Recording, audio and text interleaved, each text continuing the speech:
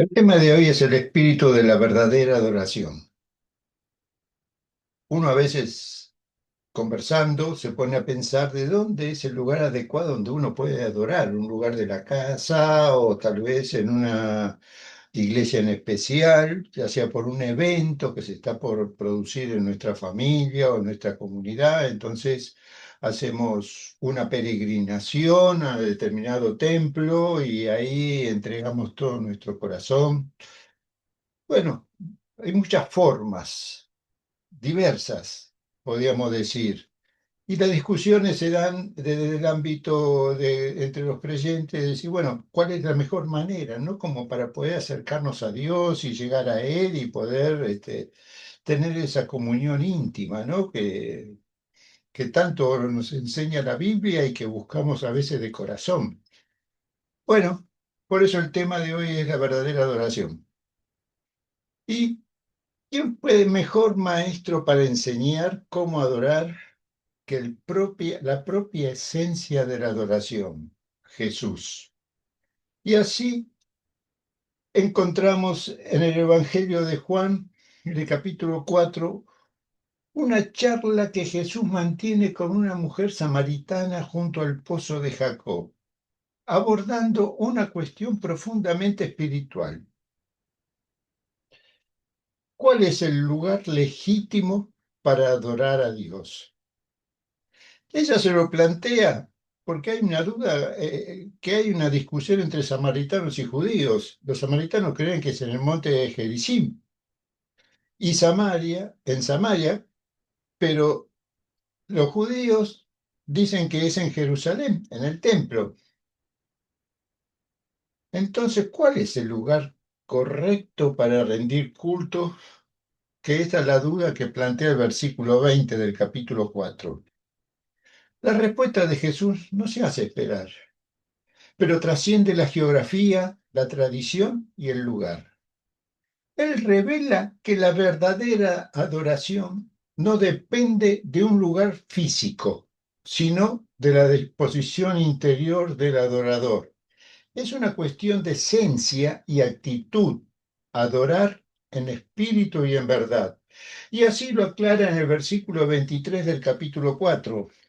Mas la hora viene y ahora es cuando los verdaderos adoradores adorarán al Padre en espíritu y en verdad, porque también el Padre tales adoradores busca que le adoren. Este pasaje constituye una enseñanza clave en la teología de la adoración. En medio de una conversación íntima y reveladora, Jesús redefine el culto como una experiencia espiritual auténtica, accesible a todo corazón sincero, más allá de las fronteras religiosas o culturales. Hay un tránsito de la adoración y comienza con la palabra que él dice, la hora viene, en futuro, y también dice, ahora es, presente. La hora viene señala la inminente consumación de la obra redentora de Cristo, que todavía no estaba concluida al momento de esta historia. Su muerte, resurrección y el envío del Espíritu Santo que serían posteriores, que transformará profundamente la relación entre Dios y la humanidad. Con ello, el sistema de sacrificios y el templo como único centro de cultos conocido, bueno, quedarán superados. Y ahora revela que esta nueva era de adoración ya ha comenzado con la presencia misma de Jesús. Como el Mesías, él derriba las barreras geográficas, el conflicto que existe entre Jericim y Jerusalén. Ya no tiene sentido.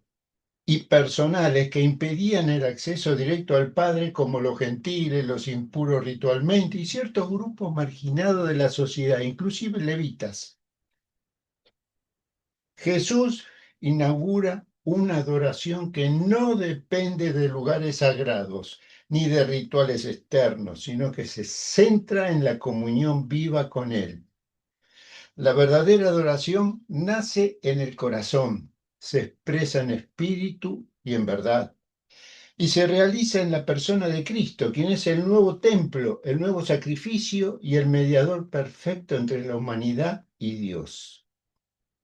Ya en Malaquías, el capítulo 1, verso 11, anticipaba que existiría una adoración universal que no está limitada al templo. Y así lo dice con estas palabras, porque desde donde el sol nace hasta donde se pone, es grande mi nombre entre las naciones. Y en todo lugar se ofrece a mi nombre incienso y ofrenda limpia, porque grande es mi nombre entre las naciones, dice Jehová de los ejércitos. Jesús, al decir la hora viene y ahora es, inauguró esa hora profetizada por Malaquías, una adoración que no depende de linajes, de montes ni de rituales, sino de corazones encendidos por el Espíritu. Él es el cuerpo del nuevo templo, dice Juan capítulo 2, verso 21, el nuevo sacrificio, porque en esa voluntad somos santificados mediante la ofrenda del cuerpo de Jesucristo hecho una vez para siempre, dice Hebreos capítulo 10, y el mediador que abre el acceso directo al Padre. Por ello, acerquémonos, pues, confiadamente al trono de la gracia para alcanzar misericordia y hallar gracia para el oportuno socorro. Hebreos 4:16. El requisito de la oración es simple, es orar en espíritu y en verdad. Jesús define a los verdaderos adoradores mediante dos dimensiones que son inseparables y que caracterizan la forma de rendir el verdadero culto, en espíritu y en verdad. No es una fórmula, sino una transformación profunda en la manera de relacionarse con Dios a través de la oración.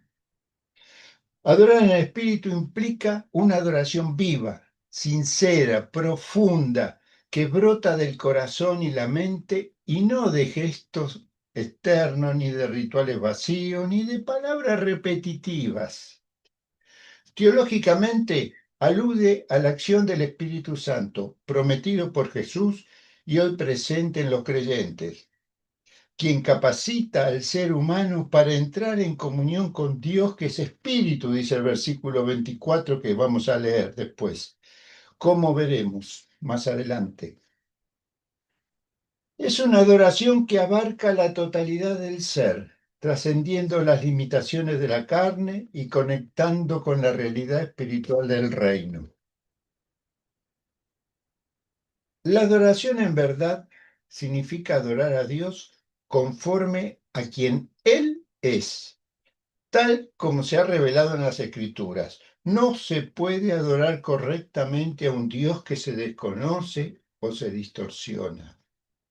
La verdad no es solo un concepto, sino una persona, Jesús mismo, como Él declara en Juan capítulo 14, yo soy el camino, la verdad y la vida.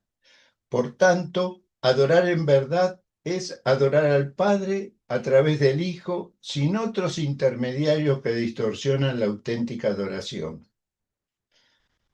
También implica autenticidad y fidelidad a la palabra de Dios, en contraste con la hipocresía o las tradiciones humanas que desfiguran el rostro vivo de Dios, adorando imágenes de vírgenes y santos hombres de Dios.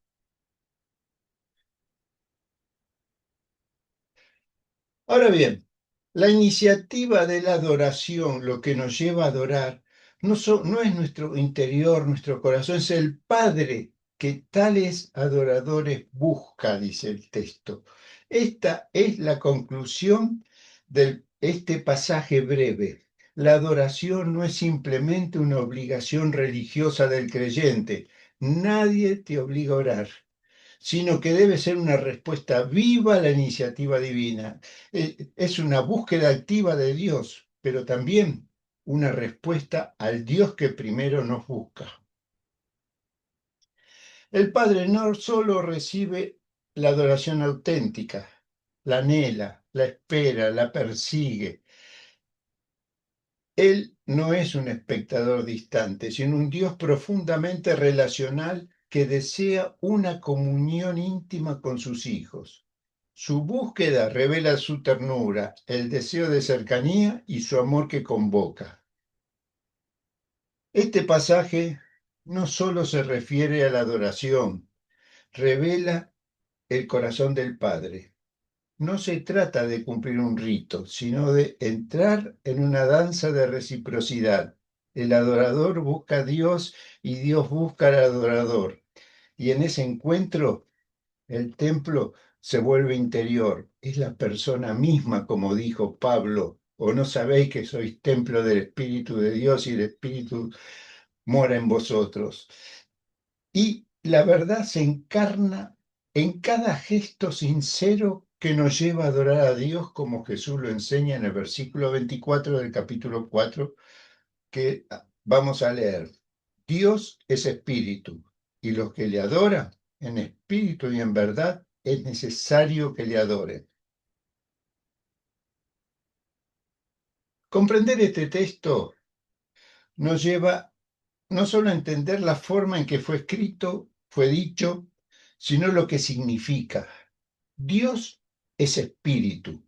Esta afirmación no describe la forma de Dios, sino su naturaleza esencial, invisible, eterna, omnipresente, no limitada por materia de espacio.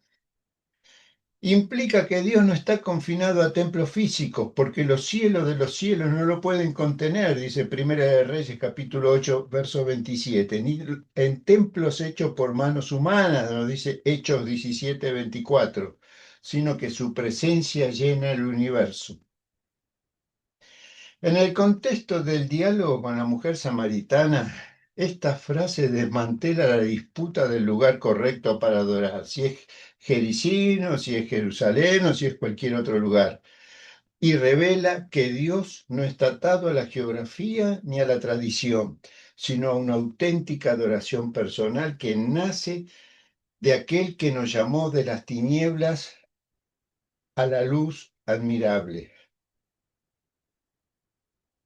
Los que le adoran significa que Jesús no habla de cualquier adorador, sino de aquellos que verdaderamente buscan a Dios. ¿Tú lo buscas de corazón? ¿O solamente quieres tener una charla para pasar el tiempo? La adoración aquí no es cultural ni heredada. No puedes heredar algo que sintió en el corazón tu padre, tu abuelo, tus ancestros, sino que tiene que nacer de ti. Es personal y es transformadora y es confesional.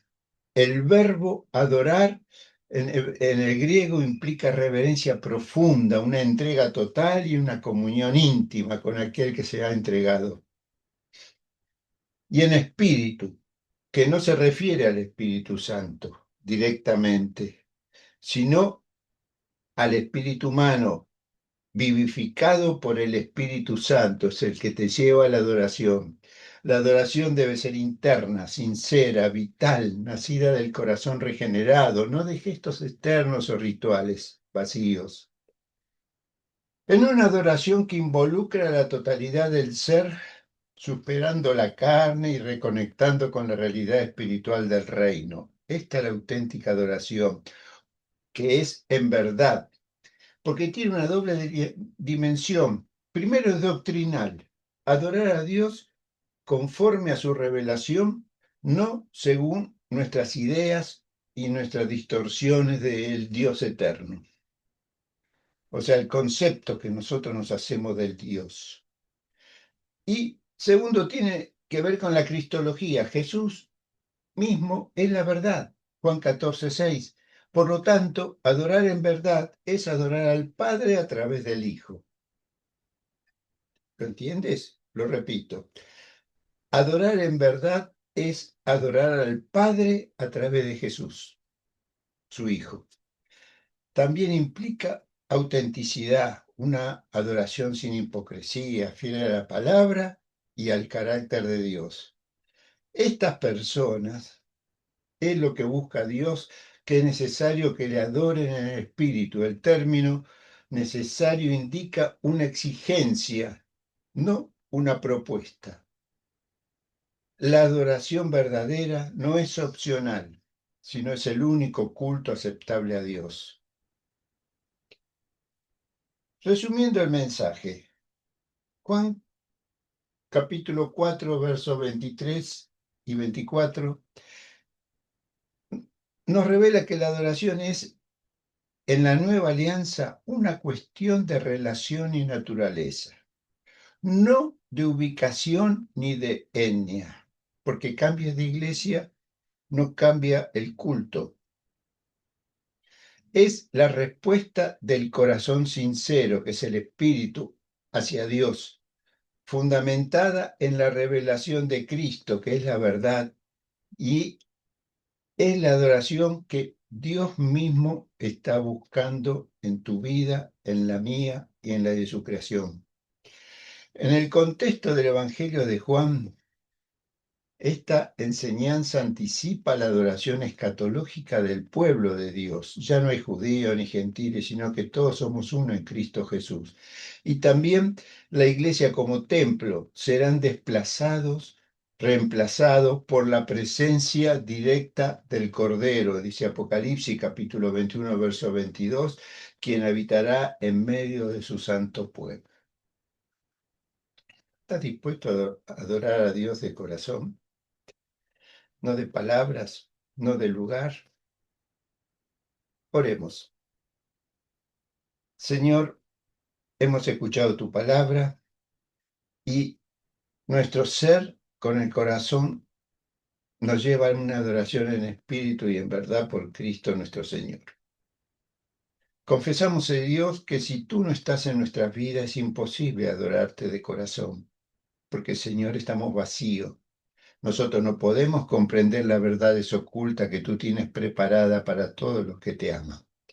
Señor, simplemente te pido en el nombre de Jesús que tú reveles esta palabra de Cristo a las vidas de los que escuchan y ven este mensaje, para que tu amor, tu gracia, tu entrega, tu misericordia, Señor, puedan habitar en esas vidas y tengan sentido y puedan, Señor, decir como el salmista, hubiera sido yo muerto si no hubiera visto la verdad de Dios en la tierra de los vivientes. Señor, en este tiempo, aviva el fuego de tu espíritu en medio nuestro. Te lo pedimos, te lo rogamos, oramos y lo esperamos en el nombre bendito de Jesús. Amén. Que el Señor le bendiga.